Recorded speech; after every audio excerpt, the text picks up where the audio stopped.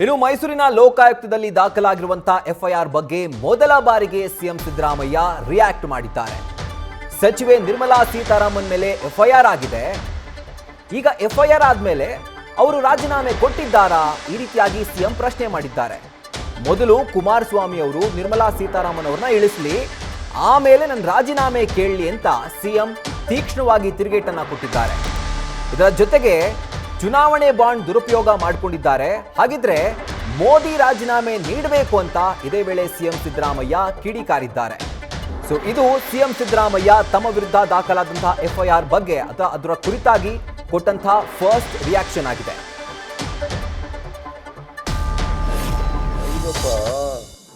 ಈಗ 17A ಪ್ರಕಾರ ತನಿಖೆ ಮಾಡಿ ವರದಿ ಕೊಡಿ ಅಂತ ಹೇಳಿದ್ದಾರೆ. 3 ತಿಂಗಳು ವರದಿ ಕೊಟ್ಟಿದ್ದಾರೆ ಸ್ಪೆಷಲ್ ಕೋರ್ಟು. ಅದ್ರ ಪ್ರಕಾರ FIR ರಿಜಿಸ್ಟರ್ ಮಾಡ್ಕೊಂಡು ತನಿಖೆ ಮಾಡ್ತಾರೆ.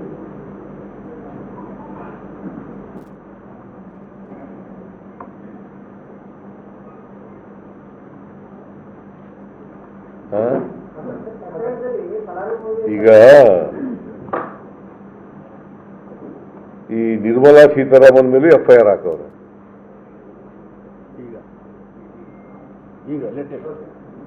ಜನಪ್ರತಿನಿಧಿಗಳ ನ್ಯಾಯಾಲಯ ನಿರ್ಮಲಾ ಸೀತಾರಾಮನ್ ಯಾರವರು?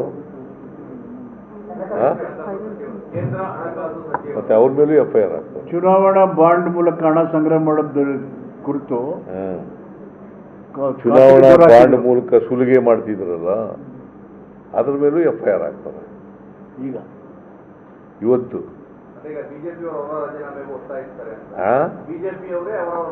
ಈಗ FIR ಆದ್ಮೇಲೆ ಅವರು ಕೊಡ್ಬೇಕಲ್ಲ ರಾಜೀನಾಮೆನ.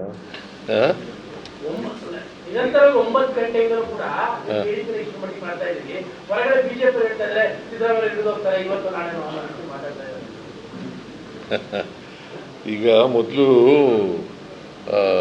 ಕುಮಾರಸ್ವಾಮಿನ ಇವ್ರ ಮೇಲೆ ರಾಜೀನಾಮೆ ಕೊಡಿಸ್ಲಿ, ಆಮೇಲೆ ನೋಡೋಣ.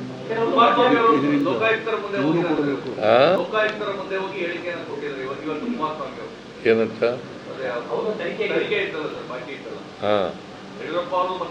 ಮತ್ತೆ ಅವ್ರು ರಾಜೀನಾಮೆ ಕೊಡ್ಬೇಕಲ್ವಾ? ನೀವು ನಿಮ್ಮ ಪ್ರಕಾರ ಕೊಡ್ಬೇಕೋ ಬೇಡ?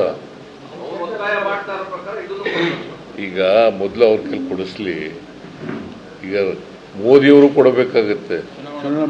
ಚುನಾವಣಾ ಬಾಂಡ್ ಮೂಲಕ ಮೋದಿಯವರು ಕೊಡಬೇಕಾಗತ್ತೆ. ಚುನಾವಣಾ ಬಾಂಡ್ ಕೇಸ್ ಯಾಕೆ? ಚುನಾವಣಾ ಬಾಂಡಿನೆಲ್ಲ ದುರುಪಯೋಗ ಮಾಡ್ಕೊಂಡಿದ್ದಾರಲ್ಲ, ಸುಲಿಗೆ ಮಾಡಿದಾರಲ್ಲ, ಮೋದಿಯವರು ಕೊಡಬೇಕು. ನಿರ್ಮಲಾ ಸೀತಾರಾಮನ್ ಕೊಡಬೇಕು. ಕುಮಾರಸ್ವಾಮಿ ಅವರು ಜಾಮೀನ್ ಮೇಲೆ ಇದ್ದಾರೆ, ಅವರು ಕೊಡಬೇಕು. ನ್ಯೂಸ್ ಫಸ್ಟ್ ನಿರ್ಭೀತಿಯಿಂದ ನಿಮ್ಮ ಪರವಾಗಿ.